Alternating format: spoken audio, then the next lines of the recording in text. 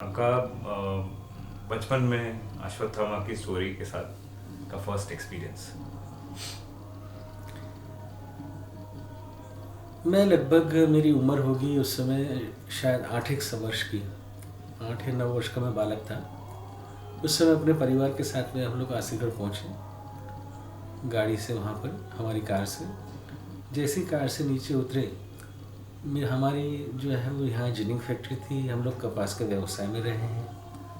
तो एक भिलाला दौड़ते दौड़ते आया पिताजी को देख करके, और बोले, मेरे पिताजी को लोग उस समय साहिब जी कहते थे, साहिब जी साहिब जी। पैर पड़ा, कहने लगा मैं धन्य हो गया साहिब जी। मेरे पिताजी बोलो क्या हुआ, बोलो बेटा। तो उन्होंने कहा कि मैं आपको देख रहा हूँ, मेरी बीवाई ठीक है साहिब जी, मेरी बीवाई ठीक है, मैं आपको देख रहा हूँ। हाँ देख रहे हो, सही है, पर क्या हुआ क्या? मैंने आज अश्वत्थामा के दर्शन किए।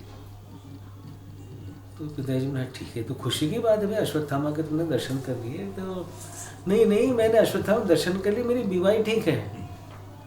तो ऐसी मान्यता है कि जो व्यक्ति अश्वत्थामा से जिसका आमना सामना हो जाता है, उसकी दृष्टि चली जाती है, उसकी आंखें खत्म हो जाती है, ऐसी हमारे यहाँ माना जाता है। पिताजी ने उससे पूछा कि अश्वत्थामा कैसे थे, कैसे दिखे? बोले घोड़े पे सर पर चले जा रहे थे, सफ़ेद वस्त्र थे, सफ़ेद लंबे बाल, सफ़ेद लंबी दाढ़ी, और सफ़ेद घोड़े पे सवार वो सर पर चले जा रहे थे। उसने जो है अश्वत्थामा को घोड़े पर जाते हुए साइड से देखा था, इसलिए उसकी आंखें बच गई, ऐसा उसका मानना था। बात आई गई हो गई, 8-9 साल के बच्चे को अश्वत्थामा कौन बला थी और क्या था और क्या नहीं, कुछ समझ के बाहर था। उसके कई सालों के बाद में जब मैं और मेरे साथी, हम दोस्त लोग साइकिल से आसीगढ़ घूमने के लिए गए, तो हम लोग जो है घूमते घूमते घूमते ऊपर चढ़ गए। सूर्योदय की किरण के साथ साथ में हम लोग आसीगढ़ में हम लोगों ने घूमना शुरू किया। पूरे आसीगढ़ में न तो कोई चिड़िया, न चिड़िया का बच्चा, न कोई आदम, न आदम जात, सन्नाटा पसरा हुआ, सिर्फ हम लोगों को छोड़ करके और कोई नहीं। हम लोग घूमते घूमते जब वहाँ के शिवालय में पहुँचे, आसिरेश्वर जो शिव मंदिर है, जब हम लोग वहाँ पहुँचे तो जैसे हर शिवालय में आप लोग जानते ही हैं कि नंदी जी विराजमान होते हैं एक हिस्से में, और दूसरे हिस्से में जो है वो शिवलिंग होता है। तो नंदी जी जो है धूल में अटे पड़े थे, मोटी चादर थी धूल की, कई समय से कोई वहाँ पे पहुँचा नहीं होगा। हम लोगों ने जूते चप्पल उतार करके नंदी जी को पैर पड़ते हुए जब शिवालय में प्रवेश किया, तो आप माने या न माने, लेकिन शिवालय पूरा झाड़ झटक करके साफ, और वहाँ पर एक ताज़ा फूल चढ़ा हुआ। वो फूल मैंने आज तक दूसरा कहीं देखा नहीं है। कौन सा फूल था? वन फूल था, कोई विशेष फूल था? अश्वत्थामा वो फूल कहाँ से लाए होंगे? तो जैसे हमने वो फूल देखा, तो न तो शिवलिंग पे कोई अक्षत थी, न धूप था, न कोई दीप था, न कोई त्रिपुटी थी, केवल और केवल एक ताज़ा फूल। उसी समय स्ट्राइक हुआ, कुछ बचपन की कथाएं बाद में समझते समझते अरे अश्वत्थामा आ गए, और मेरा इतिहास का परिचय भी जो है वहीं से शुरू हुआ। उसके बाद में जिज्ञासा जागती रही। हमारे तापी माँ, हमारा बुरहानपुर जो है वो तापी माँ के किनारे बसा हुआ है, और तापी महापुराण इस पूरे तापी खंड के लिए बनी हुई है।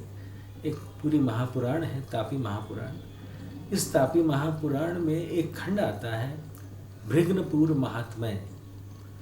ये नगर बुरहानपुर, इसका प्राचीनतम नाम जो था वो था भृगनपुर। भृगनपुर का अर्थ होता है सूर्यपुत्र। संस्कृत का शब्द है भृगनपुर, अर्थात सूर्यपुत्र, क्योंकि हम लोग सूर्यपुत्री ताप्ती के किनारे बसे हुए हैं। उसमें स्पष्ट रूप से उल्लेख है कि अश्वत्थामा जब भी आते हैं तो ताप्ती नदी में स्नान करते हैं। हमारे यहाँ जो महाजना पेठ करके जो पूरा मोहल्ला है, उस मोहल्ले में गुप्तेश्वर का मंदिर है, उसके बारे में उन्होंने विवरण दिया है एक ताप्ती नदी में स्नान कर गुप्तेश्वर के दर्शन कर, उस गुप्तेश्वर में एक बिलमार्ग है जो आज भी है, उस बिलमार्ग से वो होते हुए आसा दुर्ग में जाकर आसिरेश्वर की पूजा अर्चना करते हैं। उस समय दुर्ग शब्द का प्रयोग होता था, संस्कृत के आसा दुर्ग, जिसे हम गढ़ यानी आज की तारीख में हम लोग आसिरगढ़ के नाम से जानते हैं। तो इस प्रकार की जो कथा है, अब इसे कोई माने या ना माने, मानो तो ठीक है, ना मानो तो ठीक है। जो किंवदंती है, जो महाभारत में कहा गया है, जिस प्रकार से बोला गया है कि अश्वत्थामा अजर अमर है, श्री कृष्ण प्रभु ने उनके माथे पर से मणि निकाल ली थी तो वहाँ पर घाव है। आज भी ऐसी मान्यता है कि उनका घाव रिश्ता रहता है और वो जो है वो याचक बन कर के कभी किसी से तेल मांगते हैं और वो सिर पे लगा करके घाव को शांत करते हैं। सत्य कितना है, असत्य कितना है, ये सब अपनी अपनी श्रद्धा के ऊपर डिपेंड है।